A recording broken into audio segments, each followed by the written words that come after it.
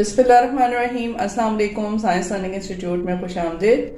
Last video में exponent के बारे में आपने जाना था। आज की वीडियो जो है वो है लॉ ऑफ एक्सपोनेंट के बारे में। नाउ लॉ नंबर 1 से शुरू करते हैं। लॉ नंबर 1 है x,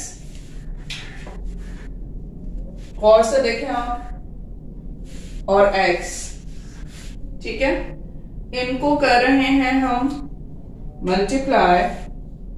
x जो है वो कोई भी रैशनल नंबर है, ठीक है। x is any rational number. Rational number क्या होते हैं, ये इसकी आप एक और वीडियो बनी हुई है, उसमें आप इसको देख सकते हैं कि रैशनल नंबर क्या होते हैं।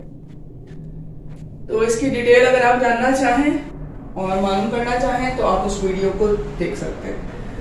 x is a rational number, ठीक, और साइन किसका है, मल्टीप्लाई का साइन है, यानी कोई भी रैशनल नंबर्स जो हैं वो हो रहे हैं मल्टीप्लाई। मल्टीप्लाई को हम प्रोडक्ट भी कहते हैं, ठीक है। और ऑफ अगर लिखा हुआ हो या ब्रैकेट्स में हो, डायरेक्ट ब्रैकेट से ब्रैकेट को यूज कर रहे हो, इन सब चीजों का मतलब है कि ये हो रहा है मल्टीप्लाई। और एक और चीज भी है, अगर इसकी जगह आपको डॉट भी लगा हुआ नजर आ रहा है ना, तो डॉट भी मल्टीप्लिकेशन को जाहिर करता है। तो मल्टीप्लिकेशन को कैसे पता चलेगा, डॉट लगा हुआ है, x डॉट x, तो आपको मल्टीप्लाई करना है। एक x ब्रैकेट में है और दूसरा x भी ब्रैकेट में, बीच में कोई साइन नहीं है, तो इसका मतलब भी मल्टीप्लाई है। प्रोडक्ट लिखा हुआ है तो भी मल्टीप्लाई है, ऑफ लिखा हुआ है तो भी मल्टीप्लाई है, और मल्टीप्लाई का साइन है तो वो तो पता ही चल ही रहा है आप लोगों को कि ये मल्टीप्लाई है, ठीक है। तो यहां पर आपको ये चीज क्लियर हो गई कि x एक रैशनल नंबर दूसरे रैशनल नंबर से मल्टीप्लाई हो रहा है। अब क्योंकि हमारा लॉ है किसका, एक्सपोनेंट का, तो जो ऊपर जो ये दिया है, कोई भी इंटीग्रल दिया हुआ है m और n, अगर मैं लिख रही हूँ, इंटीग्रल्स जो है वो इंटीग्रल्स है, इंडेक्स है ये, ठीक है। इंडेक्स मतलब एक्सपोनेंट पावर, ये मैंने ऊपर क्लियर करके लिखा है कि एक्सपोनेंट पावर और इंडेक्स एक ही चीज है, ठीक है। और तो इसका जो इंडेक्स है वो डिफरेंट है, समझ में आ रही है। रैशनल नंबर एक ही है और इसका इंडेक्स डिफरेंट है, तो आप क्या करेंगे, आप इंडेक्स को प्लस करेंगे। क्या करेंगे, प्लस करेंगे। ये इन शराइत के साथ है, यानी m प्लस n हो जाएगा, और बेस जो है, जो कि रैशनल नंबर है, जो भी सेम है तो वो सेम ही रहेगा, जैसे x है तो x का जो है वो ऊपर m और n जो कि इंडेक्स थे वो हो जाएंगे प्लस, ठीक। ये इसका पहला लॉ है सॉल्व करने का, ठीक है। इसको आपने जहन में रखना है कि बेस सेम, मल्टीप्लाई हो रहा है। मल्टीप्लाई का मैंने आपको बता दिया कि मल्टीप्लाई का साइन नहीं भी होगा तो डॉट अगर होगा x डॉट x तो भी मल्टीप्लाई है, प्रोडक्ट लिखा होगा तो भी मल्टीप्लाई है, ऑफ लिखा होगा तो भी मल्टीप्लाई है, और ब्रैकेट के बाद ब्रैकेट होगा डायरेक्ट बगैर किसी साइन के, तो भी मतलब है कि ये हो रहा है मल्टीप्लाई। तो फिर आप क्या करेंगे, जब ये सारी शराइत पूरी हो रही है तो आपने ऊपर के जो इंडेक्स है उनको आपने करना है प्लस, ठीक।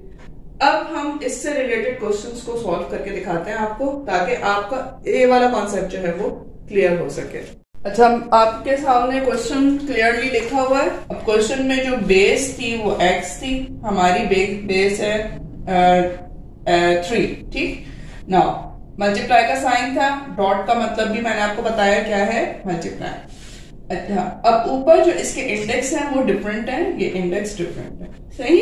ये आपको यहां पर समझ में आ गया कि ये क्वेश्चन किस तरीके से आएगा। अब क्वेश्चन इस तरीके से आया, हम इसको सॉल्व कैसे करेंगे।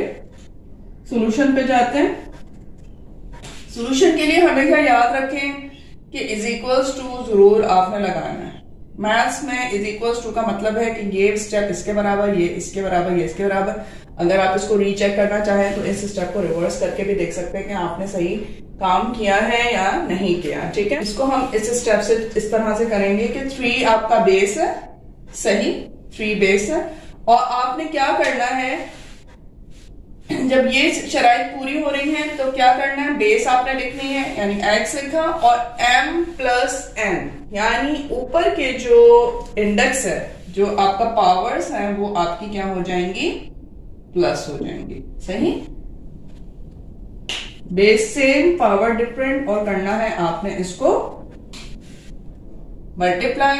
तो मल्टीप्लाई में जब बेस सेम होगा, बेस को सेम लिखेंगे, पावर्स को आप कर देंगे प्लस। नाउ बेस सेम रही, पावर को प्लस कर दिया तो आया 7।